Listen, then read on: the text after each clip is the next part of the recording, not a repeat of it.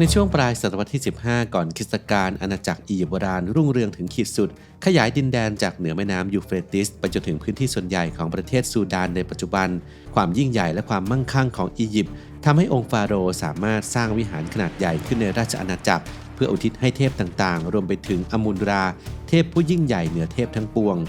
อย่างไรก็ตาม1 ศตวรรษต่อมาวิหารเหล่านี้กลับถูกทอดทิ้งใบหน้าและพระนามขององค์เทพถูกทำลายและลบเลือนออกไปในห้วงเวลาที่อยู่ภายใต้การครองราชย์ของฟาโรห์นามว่าอาเคนาเทนคลิปนี้อับดุลเททูบนำเรื่องราวประวัติศาสตร์ของอียิปต์โบราณในช่วงเวลาแห่งการเปลี่ยนแปลงแบบพลิกฟ้าคว่ำแผ่นดินทั้งการเปลี่ยนแปลงความเชื่อทางจิตวิญญาณที่อย่างรากลึกในจิตใจชาวอียิปต์มานานนับพันปีรวมไปถึงการสร้างเมืองหลวงและการพัฒนาศิลปะรูปแบบใหม่ขึ้นมาซึ่งเป็นการท้าทายวัฒนธรรมอายคุปแบบดั้งเดิมอันมีเอกลักษณ์ 1.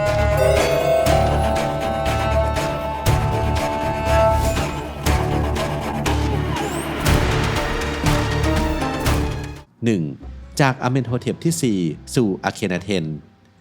อาเมนโฮเทปที่ 4 เป็นฟาโรห์ลำดับที่ 10 แห่งราชวงศ์ที่ 18 แห่งอียิปต์พระมเหสีของพระองค์คือราชินีผู้โด่งดังพระนามราชินีเนเฟอร์ติติโดยหลังจากขึ้นครองราชย์ต่อจากฟาโรห์องค์ก่อนได้ไม่นานฟาโรห์อาเมนโฮเทปที่ 4 ก็ได้ทรงแสดงออกอย่างชัดเจนว่าต้องการตัดขาดจากอดีตอันยาวนานอย่างเด็ดขาดด้วยการปฏิวัติจากสิ่งเก่าสู่สิ่งใหม่อันนำไปสู่การเปลี่ยนแปลงทางการเมืองศาสนาและอุดมการณ์ที่ไม่ได้เกิดขึ้นอย่างค่อยเป็นค่อยไปแต่เป็นการพลิกผันอย่างรวดเร็วด้วยความสุดโต่งก่อนที่การปฏิวัติอย่างเต็มรูปแบบจะเกิดขึ้นสิ่งแรกที่องค์ฟาโรห์เริ่มจากสิ่งที่ดูเหมือนจะเล็กน้อยแต่มีความน่าสนใจอย่างยิ่งก็คือการเปลี่ยนพระนามจากอาเมนโฮเทปที่ 4 เป็นอาเคนาเทนซึ่งมีความหมายว่าจิตวิญญาณแห่งอาเทนโดยเชื่อมโยงกับชื่อของเทพแห่งแสงอาทิตย์การเปลี่ยนชื่อนั้นเป็นสัญลักษณ์ว่าจากเดิมที่บทบาทของฟาโรห์ต้องดำรงตนเป็นผู้ปกครองดินแดนและบูชาเทพหลายองค์โดยเฉพาะเทพอมุนราตามประเพณีดั้งเดิมของราชวงศ์ที่สืบต่อกันมานับพันปีพระองค์ทรงเปลี่ยนบทบาทตัวเองใหม่ดำรงตนเป็นตัวแทนแห่งเทพเจ้าแบบเต็มตัวเนื่องจากเชื่อว่าจะทำให้ประชาชนเคารพและศรัทธารวมทั้งมีอำนาจสูงสุดในดินแดน 2. ฟาโรห์นอกรีดสร้างศาสนาและเมืองหลวงแห่งใหม่ในช่วง5 ปีแรกของการครองราชย์โดยอาเคนาเทนเกิดการเปลี่ยนแปลงอย่างรุนแรงที่นอกจากจะเปลี่ยนชื่อแล้วพระองค์ยังทรงยกเลิกการนับถือเทพเจ้าหลายองค์มาเป็นการนับถือเทพเจ้าอาเทนแต่เพียงผู้เดียวเท่านั้นอีกทั้งยังมีการสร้างวิหารของตนเองพร้อมทั้งปฏิวัติวิธีการแสดงออกของฟาโรห์ทั้งหมดโดยเฉพาะปีที่ 5 ของรัชสมัยเกิดการเปลี่ยนแปลงที่รุนแรงมากขึ้นทำให้อียิปต์เข้าสู่เส้นทางใหม่โดยสมบูรณ์ซึ่งการกระทำต่างๆทำให้ฟาโรห์อาเคนาเทนถูกขนานนามในเวลาต่อมาว่าฟาโรห์นอกรีดนอกจากนี้องค์ฟาโรห์ยังได้ประกาศสร้างเมืองใหม่ที่ชื่อว่าอาเคทาเทนซึ่งมีความหมายว่าขอบฟ้าของอาเทนเพื่อการถวายแด่เทพเจ้าอาเทนโดยระบุว่าเมืองนี้เป็นเมืองแห่งความสุขมีการเฉลิมฉลองเทศกาลและการถวายเครื่องบูชาและจะไม่มีการสร้างเมืองที่อื่นนอกเหนือจากที่กำหนดไว้รวมทั้งตั้งใจที่จะทำให้เมืองนี้เป็นสถานที่พักผ่อนนิรันดร์สำหรับครอบครัวและผู้ติดตามของพระองค์ซึ่งทำให้เมืองหลวงเดิมซึ่งก็คือเมืองทิฟส์ในขณะนั้นถูกละทิ้งและไม่ได้อยู่ในสถานะเมืองหลวงอีกต่อไปเมืองอาเคทาเทนซึ่งปัจจุบันก็คืออามาน่าสร้างขึ้นภายในเวลา4 ปีมีประชากรอาศัยอยู่ถึง 20,000 คนจากการขุดค้นในภายหลังพบว่าเมืองนี้ตั้งอยู่บนที่ราบที่ล้อมรอบไปด้วยหน้าผามีการกระจายตัวของอาคารบนพื้นที่ประมาณ6 กิโลเมตรตามริมแม่น้ำโดยจัดเรียงตามแนวจากเหนือไปใต้รวมถึงโรงอบขนมปังและโรงเบียร์สำหรับจัดเตรียมเครื่องบูชามีวิหารบูชาเทพเจ้าอาเทนมีบ้านขนาดเล็กหลายหลังรวมถึงหมู่บ้านสำหรับช่างฝีมือและผู้สร้างหลุมฝังศพขององค์ฟาโรห์มีถนนหลวงเป็นเส้นทางหลักของเมืองและมีใจกลางเมืองอยู่กึ่งกลางเส้นทางดังกล่าวมีความสำคัญเชิงสัญลักษณ์ในการแสดงภาพการเคลื่อนที่ของรถม้าของฟาโรห์และครอบครัวและนอกจากนี้ยังมีสถานที่ที่ใช้สำหรับเป็นที่ว่าราชการขององค์ฟาโรห์ขณะที่พระบรมมหาราชวังที่มีขนาดที่ใหญ่กว่าใช้สำหรับกิจกรรมทางพิธีกรรมอาคารทั้งสองสร้างจากอิฐดินเหนียวและมีการตกแต่งอย่างสวยงามด้วยการทาสีที่ผนังและพื้นสิ่งเหล่านี้ถือเป็นความก้าวหน้าสำคัญนำมาซึ่งผลลัพธ์ใหม่ๆในรัชสมัยขององค์ฟาโรห์อาเคนาเทนที่อาจนำไปสู่การสร้างประวัติศาสตร์หน้าใหม่ให้อาณาจักรอียิปต์โบราณเกิดการเปลี่ยนแปลงอย่างสมบูรณ์ 3. จุ จุดสิ้นสุดของการปกครองที่แปลกประหลาด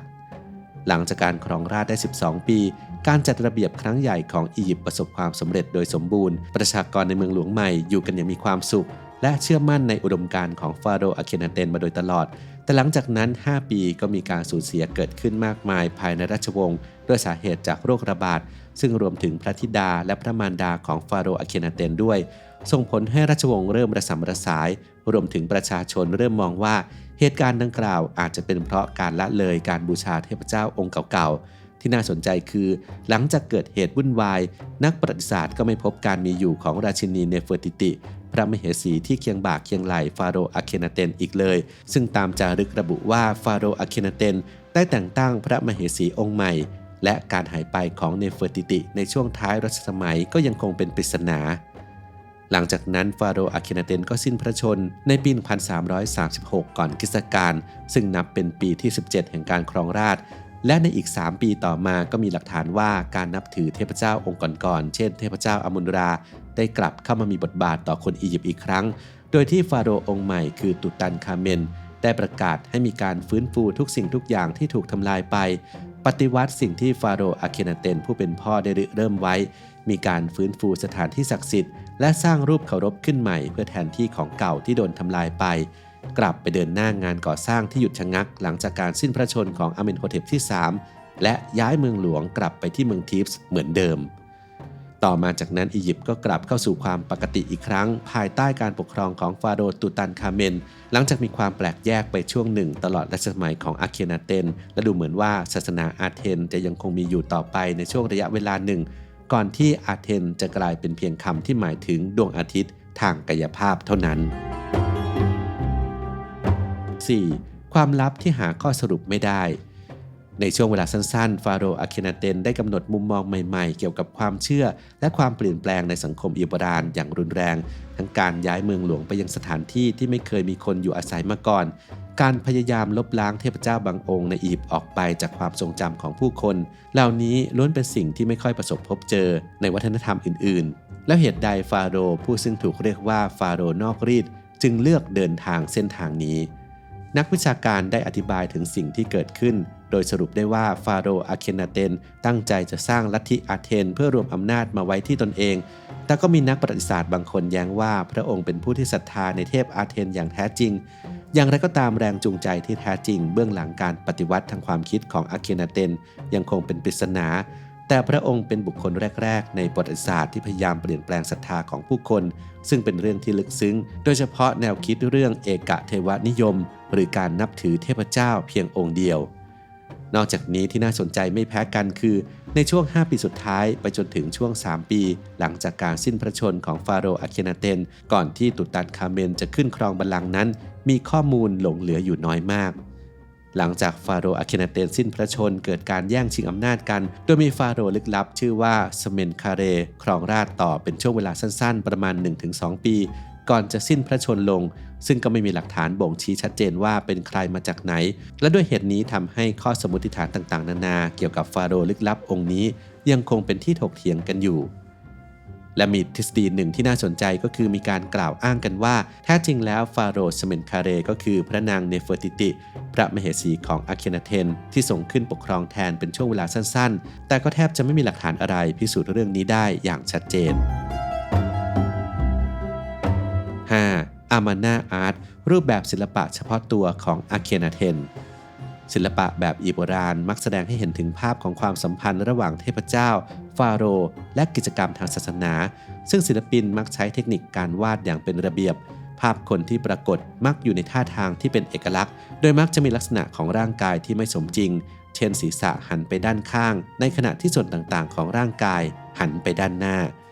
แต่ศิลปะในยุคอาเคนาเทนมีลักษณะที่แตกต่างออกไปจากที่เคยเป็นมาในอดีตอย่างชัดเจนมีการนำเสนอฉากชีวิตในครอบครัวการใช้ชีวิตส่วนตัว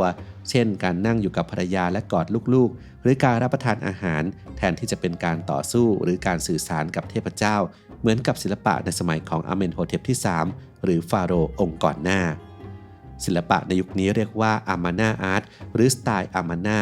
ภาพของคนแสดงออกด้วยลักษณะเหนือจริงเช่นหัวที่ยาวขึ้นบนคอที่บาง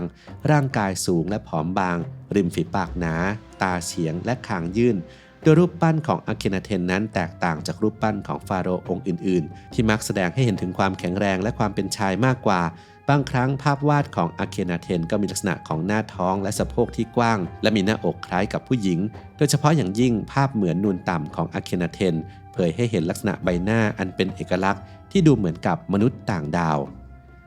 และหนึ่งในผลงานศิลปะสไตล์อามาน่าที่มีชื่อเสียงที่สุดก็คือรูปปั้นส่วนหัวของพระนางเนเฟอร์ติติที่มีความงดงามแต่ก็ยังคงมีลักษณะผิดธรรมชาติก็คือคอใบหน้าและศีรษะที่ยาวขึ้นอย่างเห็นได้ชัดซึ่งทำให้มีทฤษฎีที่แปลกประหลาดมากมายพยายามอธิบายถึงผลงานศิลปะในยุคนี้แต่ก็ยังไม่มีใครล่วงรู้ถึงเหตุผลที่แท้จริง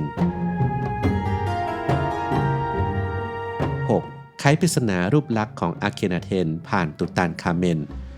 นักวิชาการส่วนใหญ่เห็นพ้องต้องกันว่าการแสดงภาพฟาโรห์และครอบครัวของเขาในสไตล์อามาน่านั้นเกิดจากความผิดปกติทางพันธุกรรมและข้อบกพร่องทางร่างกายของอาเคนาเทนนั่นเองเนื่องจากในยุคอีโบราณการแต่งงานระหว่างพี่น้องเป็นเรื่องปกติฟาโรห์มักแต่งงานกับพี่สาวเพื่อรักษาความบริสุทธิ์ของสายเลือดทำให้เกิดข้อบกพร่องทางพันธุกรรมในรุ่นถัดไป